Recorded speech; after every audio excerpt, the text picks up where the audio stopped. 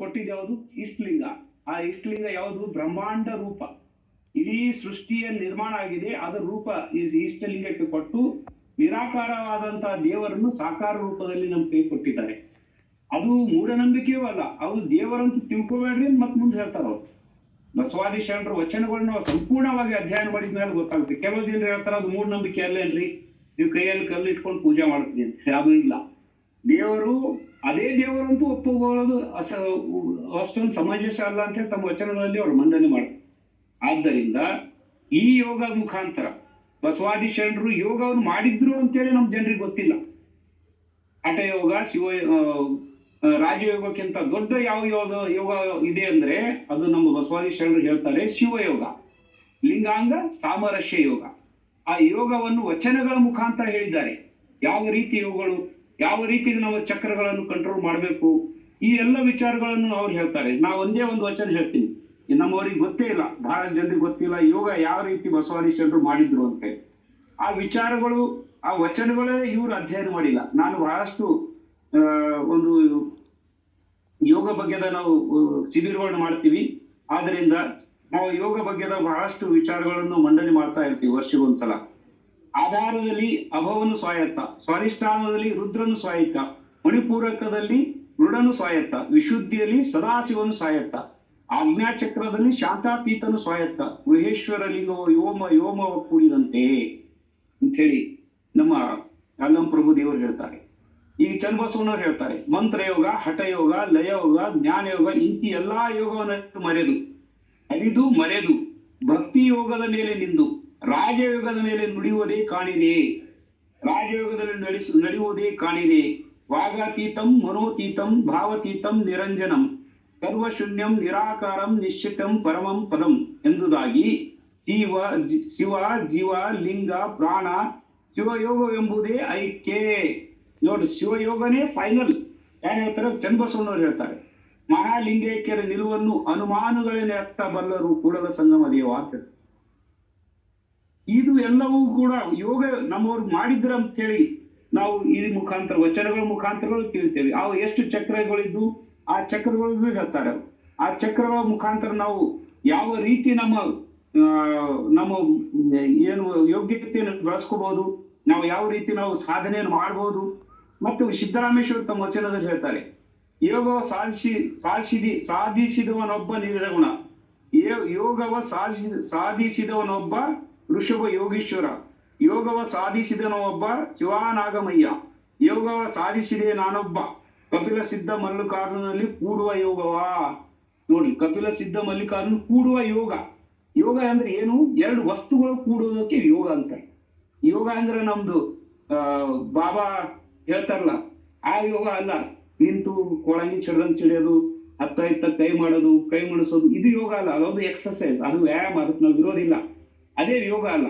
ಯೋಗ ಅಂದ್ರೆ ಯಾವುದು? ಎರಡು ವಸ್ತುಗಳು ಕೂಡೋದು. ಎರಡು ವಸ್ತುಗಳು ಯಾವುದು? ಆತ್ಮ ಮತ್ತು ಪರಮಾತ್ಮ. ನಮ್ ಕೊನೆಯದು ಏನಿದೆ ಅಂದ್ರ ಆತ್ಮ ಮತ್ತು ಪರಮಾತ್ಮ ಒಂದಾಗುವುದಕ್ಕೆ ಯೋಗ ಅಂತ. ಆತ್ಮ ಮತ್ತು ಪರಮಾತ್ಮ ಹೇಗೆ ಕೂಡಿಸ್ಬೇಕು ಅನ್ನೋದು ಬಸವಾದಿ ಶರಣರು ಬಹಳಷ್ಟು ವಿಚಾರಗಳನ್ನು ಮಂಡನೆ ಮಾಡಿದೆ. ಅದು ಸರಳವಿದೆ. ಆತ್ಮ ಮತ್ತು ಪರಮಾತ್ಮನ ಕೂಡುವುದು ಯಾವ ಮುಖಾಂತರ ಅಂದ್ರೆ ಇಷ್ಟಲಿಂಗ ಮುಖಾಂತರ. ಇಷ್ಟಲಿಂಗ ದೃಷ್ಟಿ ಯೋಗ. ಅದು ಇಷ್ಟಲಿಂಗವನ್ನು ಕೈಯಲ್ಲಿ ಇಟ್ಕೊಂಡು ನಾವು ಅದರ ಮುಖಾಂತರ ನೋಡ್ತಾ ಹೋದಾಗ ಬಸವಾದಿ ಶರಣರು ಬಸವಣ್ಣವ್ರು ಹೇಳ್ತಾರೆ, ಬುದ್ಧನ ಏನ್ ಕಂಡ ಅಂತ.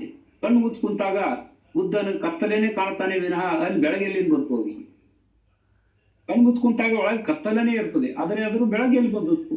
ಬೆಳಗ್ಗೆ ಯಾವಾಗ ಬರ್ತದೆ ಅಂದ್ರೆ ಇಷ್ಟಲಿಂಗ ಮುಖಾಂತರ ನಾವು ನಮ್ಮ ಕಣ್ಣು ತೆರೆದು ಇಷ್ಟಲಿಂಗವನ್ನು ನೋಡುವುದ ಮುಖಾಂತರ ನಮ್ಮ ಮನಸ್ಸನ್ನು ಹತೋಟಿಯಲ್ಲಿ ಇಟ್ಕೊಳ್ಳೋದು, ನಮ್ಮ ಮನಸ್ಸನ್ನು ಬಹಳ ಒಂದು ಅದೇನು ಚಂಚಲ ಮನಸ್ಸನ್ನು ನಿಲ್ಲಿಸುವುದು ಮತ್ತೆ ವಿಚಾರಗಳನ್ನು ನಿಲ್ಲಿಸುವುದು. ಇದು ಈ ದೃಷ್ಟಿ ಯೋಗದಿಂದ ಸಾಧ್ಯ. ಆ ದೃಷ್ಟಿ ಯೋಗ ಮುಖಾಂತರ ನಮ್ಮ ಮನಸ್ಸು ಯಾವಾಗ ಶಾಂತ ಆಗ್ತೋ, ವಿಚಾರಗಳು ಶೂನ್ಯ ಆದವೋ, ಆವಾಗ ನಮ್ಮ ದೇಹದಲ್ಲಿರುವ ಆತ್ಮ ಈ ಇಷ್ಟಲಿಂಗದ ಮುಖಾಂತರ ಮನಸ್ಸುಗಳ ಮುಖಾಂತರ ವಿಲೀನ ಆಗುತ್ತದೆ. ಅದಕ್ಕೆ ಐಕ್ಯ ಅಂತ ಹೇಳ್ತಾರೆ. ಆವಾಗ ಆತ್ಮ ಮತ್ತು ಪರಮಾತ್ಮ ವಿಲೀನ ಆಗುತ್ತವೆ. ಆವಾಗ ಮಾತ್ರ ನಮ್ಮ ಜ್ಞಾನೋದಯ ಆಗ್ತದೆ. ಬಹಳ ಜನರು ಜ್ಞಾನೋದಯ ಆಯ್ತು, ಜ್ಞಾನ ಬಂದಿದೆ ಅಂತ ಹೇಳ್ತಾರೆ. ಜ್ಞಾನ ಎಲ್ಲಿಂದ ಬರ್ತದ? ಅಭ್ಯಾಸದಿಂದ ಆಗಲ್ಲ. ಯಾರ ಪುಸ್ತಕಗಳು ಬಹಳ ಓದಿ, ಅದು ಅಭ್ಯಾಸಿಗಳು. ಆ ಅಭ್ಯಾಸ ಮುಖಾಂತರ ನಾವು ಆ ಜ್ಞಾನ ಪಡ್ಕೊಳ್ತೀವಿ ಅಂತ ಅನ್ನೋದು ಸುಳ್ಳು. ಜ್ಞಾನ ಸಿಗುವುದೇ ಪರಮಾತ್ಮನ ಅಧ್ಯಾತ್ಮದ ಜ್ಞಾನ ಸಿಗೋದು ಎಲ್ಲಿ ಅಂತಂದ್ರ ನಾವು ಆತ್ಮ ಮತ್ತು ಪರಮಾತ್ಮವನ್ನು ವಿಲೀನ ಮಾಡಿದಾಗ ನಮ್ಮ ಜ್ಞಾನೋದಯ ಆಗೋದು. ಆವಾಗ ನಮ್ಮ ಸಂದೇಶಗಳು ಬರ್ತವೆ. ಆ ಸಂದೇಶಗಳೇ ಜ್ಞಾನ. ಆ ಜ್ಞಾನ ಕೂಡ ನಾವು ಬಸವಾದಿ ಶರಣರು ಎಲ್ಲರೂ ಕಂಡ್ರು. ಬುದ್ಧರಾಗಿದ್ರು, ಆದರೆ ಜ್ಞಾನಗಳನ್ನು ಅವ್ರು ಕಂಡಿಲ್ಲ. ಬುದ್ಧ ದೇವರಾಗಿರ್ಬೋದು ಅಥವಾ ದೇವರಂತೆ ಅವರು ಕೂಡ ವರ್ತನೆ ಮಾಡಿರ್ಬೋದು, ಆದರೆ ನಮ್ಮಲ್ಲಿ ಜ್ಞಾನ ಉದಯ ಆಗೋದಕ್ಕೆ ದೇವರ ಆತ್ಮ ಮತ್ತು ಪರಮಾತ್ಮ ಕೂಡುವುದು ಅಂತ ಹೇಳ್ತಾರೆ. ನಾ ಬಹಳಷ್ಟು ಸಲ ಹೇಳ್ತಾನೆ, ಇಷ್ಟಲಿಂಗ ಅರ್ಚನೆ ಬಗ್ಗೆದಾಗ, ಇಷ್ಟಲಿಂಗ ಪೂಜೆ ಬಗ್ಗೆದಾಗ ನಮ್ಮ ಯುವಕರಿಗೆ ಬಹಳಷ್ಟು ತಿಳಿಸ್ಬೇಕಾಗ್ಯದ. ಯಾಕಂದ್ರೆ ಇಷ್ಟಲಿಂಗ ಏನೋ ಒಂದು ಮೂಢನಂಬಿಕೆ ಅಂತ ತಿಳ್ಕೊಂಡಿದ್ದಾರೆ. ಇಷ್ಟಲಿಂಗ ಮೂಢನಂಬಿಕೆ ಅಲ್ಲ. ಇಷ್ಟಲಿಂಗದ ಮುಖಾಂತರ ನಾವು ಜ್ಞಾನ ಉದಯ ಮಾಡ್ಕೋಬಹುದು, ಜ್ಞಾನ ವೃದ್ಧಿ ಮಾಡ್ಕೋಬಹುದು. ಯಾವುದೇ ವಿದ್ಯಾರ್ಥಿ ಕೂಡ ತಮ್ಮ ಒಂದು ವಿದ್ಯಾಭ್ಯಾಸದಲ್ಲಿ ಮನಸ್ಸು ಹತ್ತಲಿಲ್ಲ ಅಂದ್ರೆ ಅವನಿಗೆ ಇಷ್ಟಲಿಂಗ ಪೂಜೆ ಮಾಡ್ಲಿಕ್ಕೆ ಹೇಳ್ಬೇಕು. ಅವ್ರು 10 ನಿಮಿಷ, 5 ನಿಮಿಷ, 15 ನಿಮಿಷ ಯಾವ ಇಷ್ಟಲಿಂಗ ಮುಖಾಂತರ ಕೂಡ್ತಾರೋ ಆವಾಗ ಅವ್ರ ಮನಸ್ಸು, ಚಂಚಲ ಮನಸ್ಸು ಅದು ತಂತ್ರೋಟಿ ಬಂದ್ಬಿಡ್ತದ. ಮತ್ತೆ ಮನುಷ್ಯರಲ್ಲಿ ವಿಚಾರಗಳು, ಸಾವಿರಾರು ವಿಚಾರಗಳು ಹರಿದು ಹೋಗ್ತವೆ. ಆ ವಿಚಾರಗಳು ಶೂನ್ಯ ಮಾಡಿದಾಗ ಮಾತ್ರ ನಮ್ಮ ಜ್ಞಾನ ಉದಯ ಆಗ್ತದೆ ಅಂತ ಹೇಳಿ ಬಸವಾದಿ ಶರಣರು ಹೇಳಿದ್ದಾರೆ. ಆ ವಿಚಾರ ಮನಸ್ಸನ್ನು ಹತೋಟಿಯಲ್ಲಿಟ್ಟುಕೊಳ್ಳಲು ಇಷ್ಟಲಿಂಗ ಪೂಜಾ ಬಹಳಷ್ಟು ಒಂದು ದೊಡ್ಡ ಸಾಧನೆ ಅಂತ ಹೇಳಿ ಬಸವಾದಿ ಶರಣರು ತಮ್ಮ ಯೋಗ ಮುಖಾಂತರ ಅವರು ತೋರಿಸ್ಕೊಟ್ಟಿದ್ದಾರೆ. ಅತ್ಯಂತ ಶ್ರೇಷ್ಠ ಯೋಗಿ ಯಾರೆಂದ್ರೆ ನೀಲಾಂಬಿಕೆ ಅವ್ರ ಯೋಗ ಏನಂದ್ರೆ ಅತಿ ಶ್ರೇಷ್ಠ ಯೋಗಗಳು. ಅವರು ಪಶ್ಚಿಮ ಚಕ್ರದಲ್ಲಿ ಹೋಗಿದ್ರು ಅಂತ ಹೇಳಿ ಬಸವಣ್ಣವರೇ ತಮ್ಮ ವಚನದಲ್ಲಿ ಹೇಳ್ತಾರೆ.